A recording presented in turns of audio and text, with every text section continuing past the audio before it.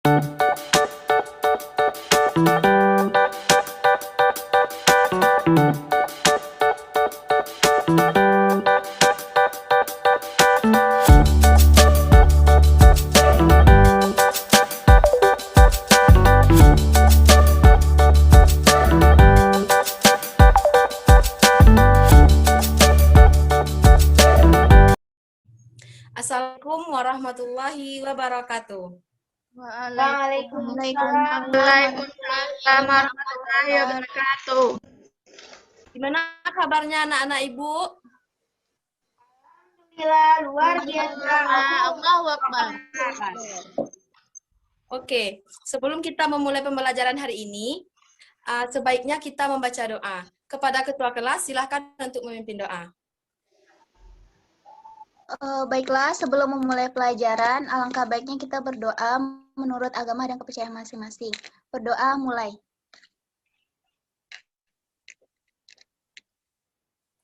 Amin.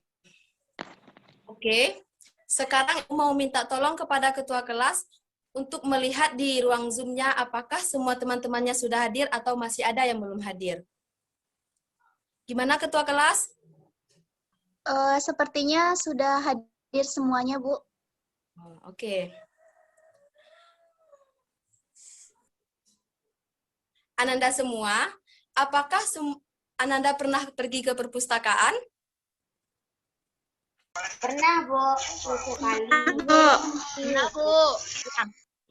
Nah, perpustakaan, saat kita masuk ke perpustakaan, kita melihat indeks yang bisa memberi kita petunjuk di mana buku itu berada dan warna apa.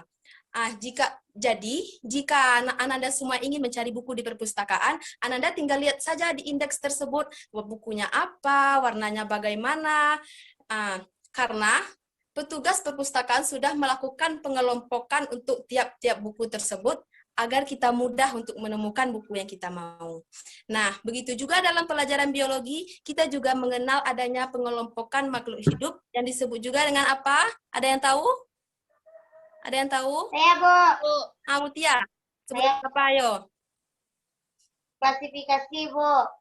Oke, good. Hebat Mutia, berarti udah belajar dong kemarin? Alhamdulillah sudah sedikit. Hebat ya.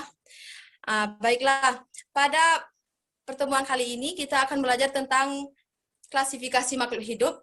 Dengan pertemuan ini tujuannya siswa diharapkan mampu dan paham tentang pengertian klasifikasi makhluk hidup. Siswa paham tentang dasar-dasar klasifikasi makhluk hidup, serta siswa paham dengan tingkatan takson dalam klasifikasi makhluk hidup.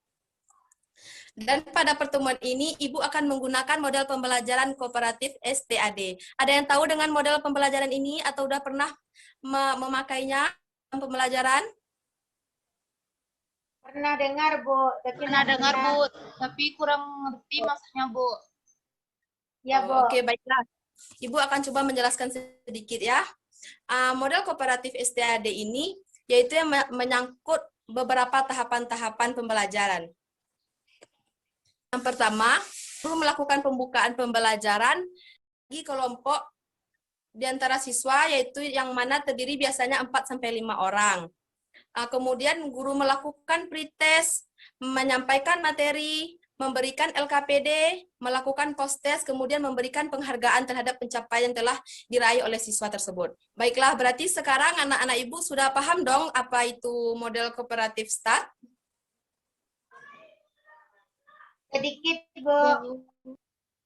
Oke. Untuk lebih pahamnya lagi, kita akan menerapkan bersama-sama model pembelajaran ini pada hari ini.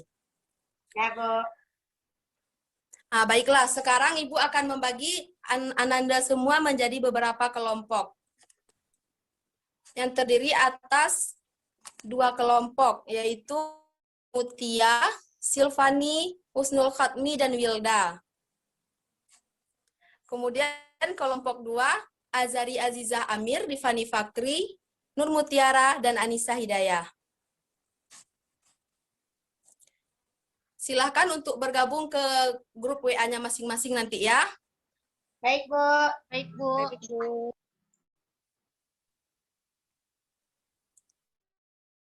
Nah, Bagaimana anak-anak Ibu yang apakah sudah bergabung ke grup WhatsApp-nya tadi? Udah, Bu. Ah, pada grup WhatsApp tersebut, Ibu sudah membagikan soal pretest. Silahkan dikerjakan soalnya secara mandiri-mandiri dan secara jujur. Ibu berikan waktu sebanyak 10 menit ya. Baik, ya, Bu. Baik, Bu.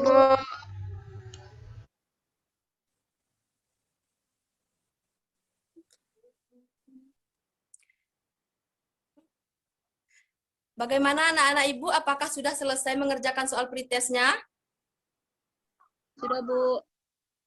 Sudah, Bu. Bagaimana soal pretestnya? Sulit atau mudah nih? Agak sulit, Bu. Agak sulit. Mungkin karena nggak belajar ya tadi malam di rumah. Oke, baiklah. Sekarang Ibu akan menyampaikan materi tentang klasifikasi makhluk hidup. Ada yang tahu apa itu klasifikasi makhluk hidup? Pengelompokan makhluk hidup, Bu. Wah, hebat. Siapa tadi itu? Anissa Hidayah ya? Wah, ini belajar nih tadi malam kalau gini. Wah. Jadi, klasifikasi makhluk hidup yaitu proses pengelompokan makhluk hidup yang dilakukan secara sistematis dan teratur serta bertahap. Tujuannya supaya kita nanti mudah untuk mengetahui kekerabatan antar makhluk hidup dan juga mudah untuk mengelompokkan makhluk hidup.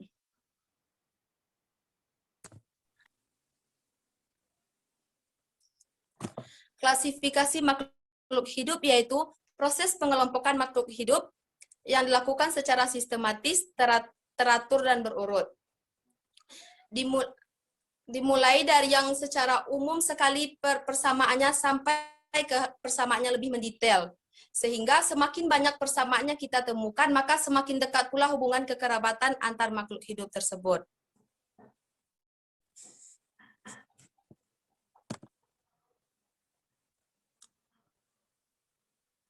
Dasar-dasar klasifikasi makhluk hidup. Beberapa dasar klasifikasi makhluk hidup yang digunakan dalam melakukan kegiatan klasifikasi antara lain berdasarkan ciri-ciri fisik, morfologi, cara bereproduksi, manfaat, dan bahkan dengan zaman yang sudah canggih sekarang kita dapat mengetahui hubungan kekerabatan makhluk hidup lebih mendetail lagi dengan cara ciri-ciri kromosomnya, kandungan gen dalam kromosom, dan kandungan zat biokimiawi. Berdasarkan dasar-dasar klasifikasi tersebut, sistem klasifikasi makhluk hidup dapat dibedakan menjadi 4 sistem. Ada yang tahu apa itu 4 sistem? Ananda, apakah ada yang tahu apa saja itu 4 sistem dasar klasifikasi makhluk hidup? Tidak tahu, Bu. Seingat saya, tumbuhan dan hewan, Bu. 2 lagi tidak tahu, Bu. Oh, itu beda lagi, Mutia. Oh, Ada yang tahu? Saya, Bu. Ayo, siapa itu? Husnul, Bu. Ayo, Husnul, coba sebutkan apa saja sistemnya. Ada sistem alamiah, sistem buatan, sistem filogenik, dan sistem modern, Bu. Wah, good, hebat. Baiklah, Ibu akan mencoba menjelaskan tentang sistem-sistem klasifikasi makhluk hidup ini. Yang pertama, klasifikasi sistem alamiah. Klasifikasi sistem alamiah ini yaitu pengelompokan makhluk hidup yang sudah terjadi secara alami, yaitu dilihat dari persamaan sifat, terutama sifat morfologinya. Sistem klasifikasi alamiah ini pertama kali ditemukan oleh Aristoteles, yang mana Aristoteles mengelompokkan makhluk hidup menjadi 2 kelompok, yaitu kelompok hewan dan kelompok tumbuhan. Kemudian hewan dan tumbuhan tersebut dikelompokkan lagi menjadi masing-masing persamaannya lebih mendetail lagi. Yang kedua, sistem klasifikasi buatan. Sistem klasifikasi buatan bertujuan untuk supaya lebih praktis dalam hal kegunaannya. Misalnya, berdasarkan kegunaannya, tumbuhan dikelompokkan menjadi obat jahe, kina, kayu putih, dan ginseng, serta tanaman-tanaman lainnya. Yang ketiga, klasifikasi sistem filogenik. Pada sistem filogenik, klasifikasi didasarkan pada jauh dekatnya hubungan kekerabatan antar organisme atau kelompok organisme dengan melihat kesamaan ciri morfologi, struktur anatomi, fisiologi, dan entologi atau perilaku. Filogeni merupakan hubungan kekerabatan antar organisme berdasarkan proses evolusinya. Hubungan kekerabatan tersebut digambarkan sebagai pohon filogenetik. Klasifikasi sistem filogeni ini diperkenalkan sejak munculnya teori evolusi yang dikemukakan oleh Charles Darwin pada tahun 1859. Dan yang terakhir yaitu klasifikasi sistem modern. Klasifikasi sistem modern ini dibuat berdasarkan hubungan kekerabatan organisme atau filogenetik, ciri-ciri gen atau kromosom serta ciri-ciri biokimia.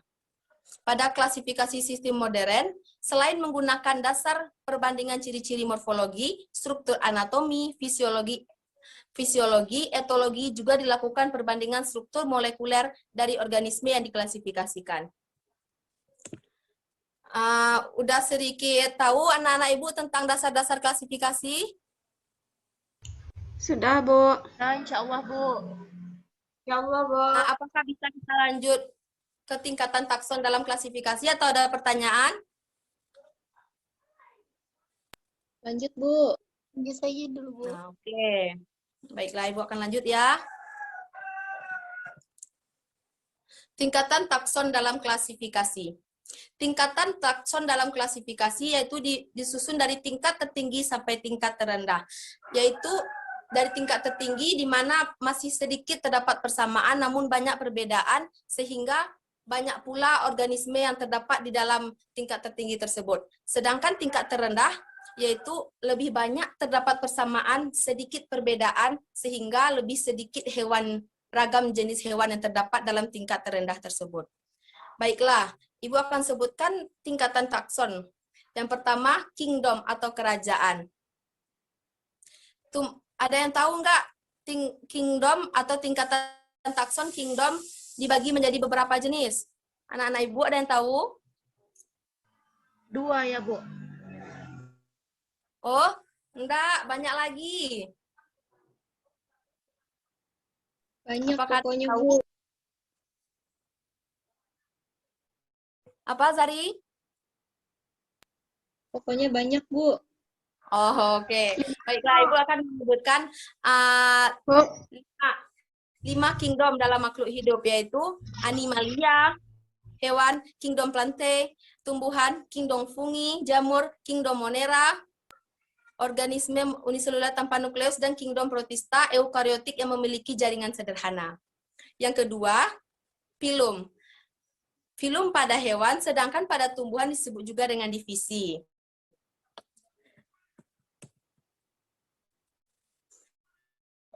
Yang ketiga, klasis atau kelas. Anggota takson pada setiap filum atau divisi dikelompokkan lagi menjadi lebih spesifik lagi, yaitu disebut juga dengan kelas. Contohnya, divisi Angiospermae dibagi menjadi 2 kelas, yaitu monocotyledon dan dicotyledon. Hal ini dilihat dari jumlah keping bijinya. Selanjutnya, ordo atau bangsa.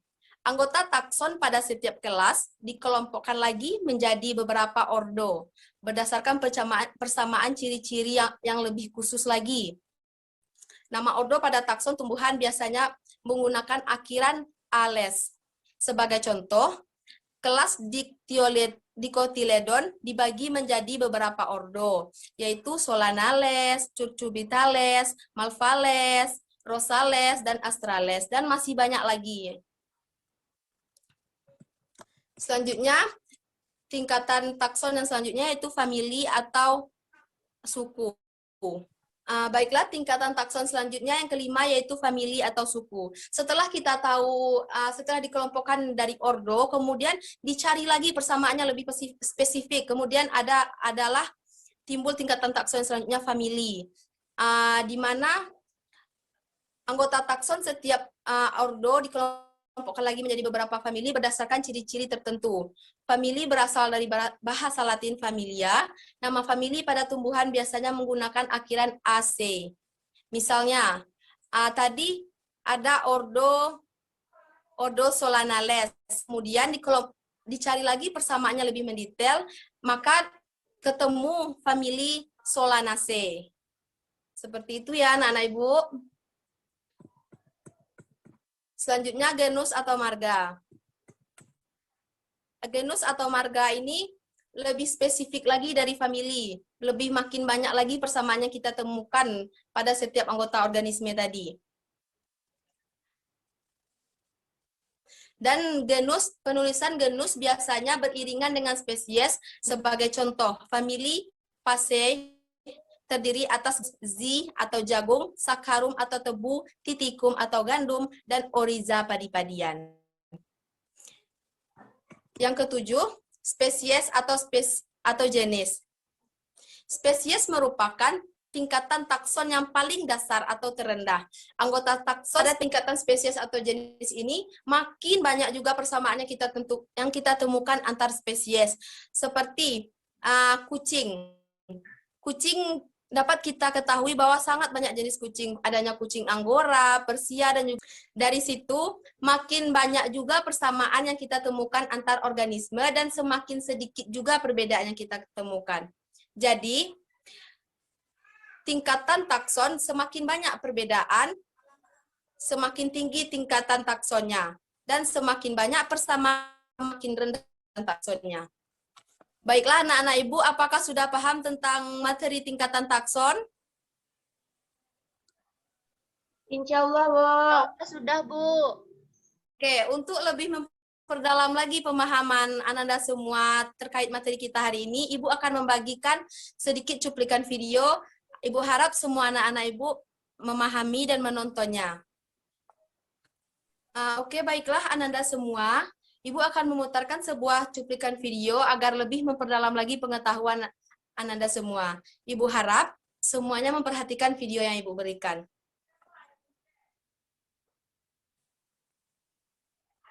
Tahmi, bentar Mi.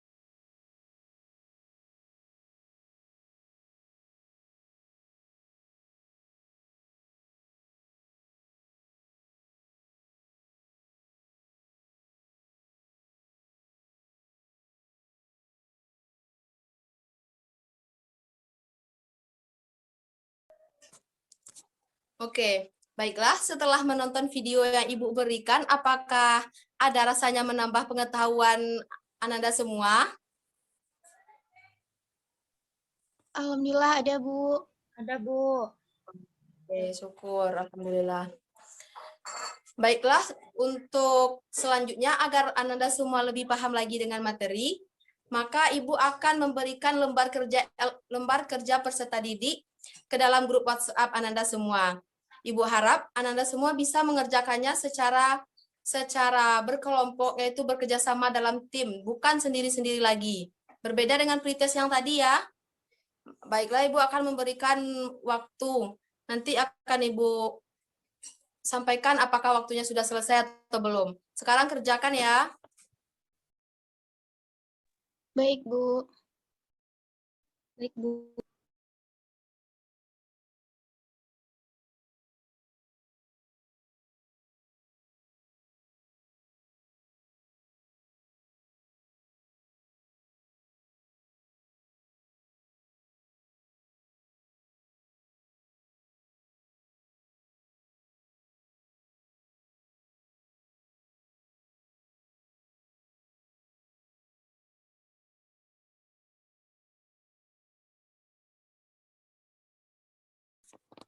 Baiklah, Ananda semua, apakah ada kesulitan dalam mengerjakan LKPD-nya?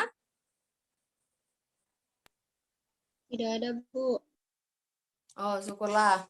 Baiklah, waktunya tinggal sedikit lagi, sebentar lagi ya. Ibu harap kalian menyelesaikannya.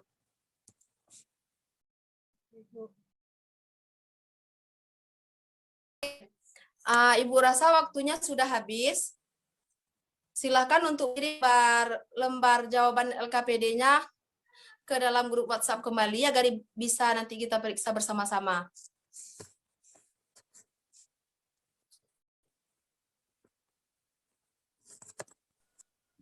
Baiklah, Ananda semua setelah mengerjakan LKPD tadi, apakah rasanya makin paham dengan materi atau bagaimana? Insya Allah makin paham, Bu. Oh, syukur, alhamdulillah. Selanjutnya, langkah selanjutnya dari model pembelajaran kita hari ini yaitu dilakukannya post-test. Baiklah, sekarang Ibu akan membagikan soal post-test dalam grup WhatsApp kita. Silakan dikerjakan mandiri dan secara jujur. Ibu berikan waktu selama 10 menit. Baik, Bu.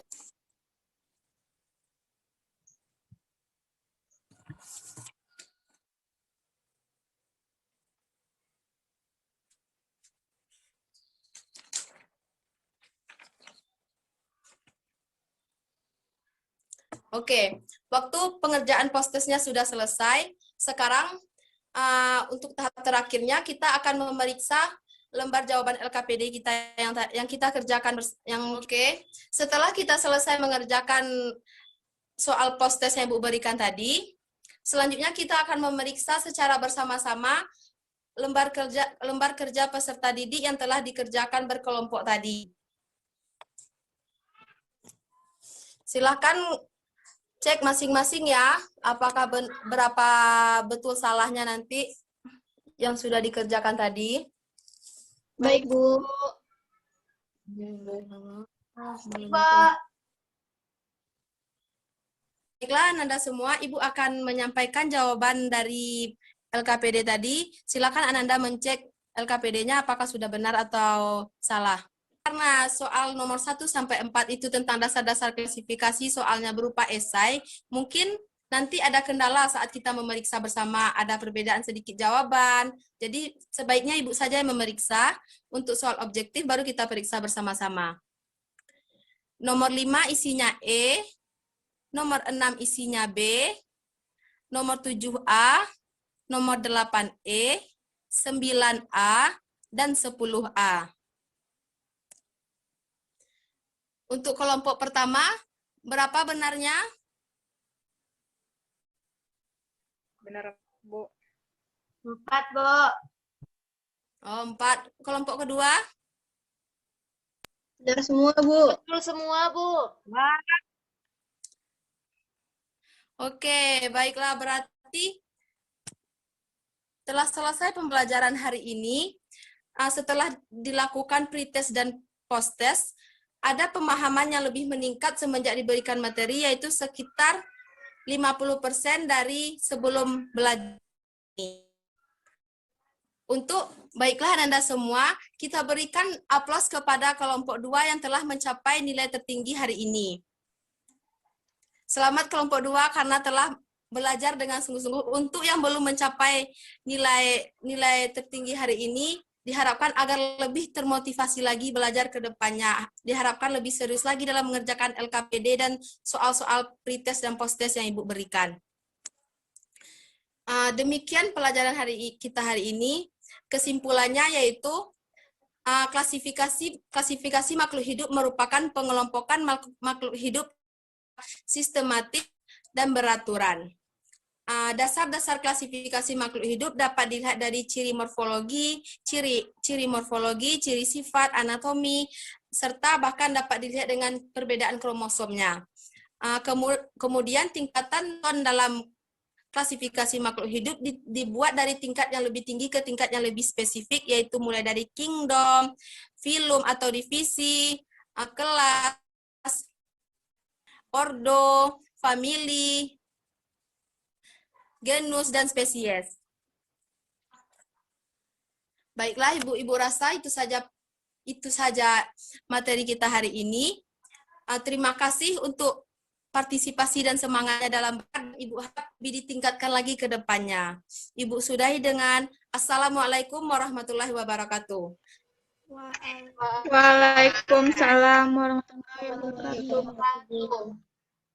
Ketua kelas tolong pimpin doa untuk pulang.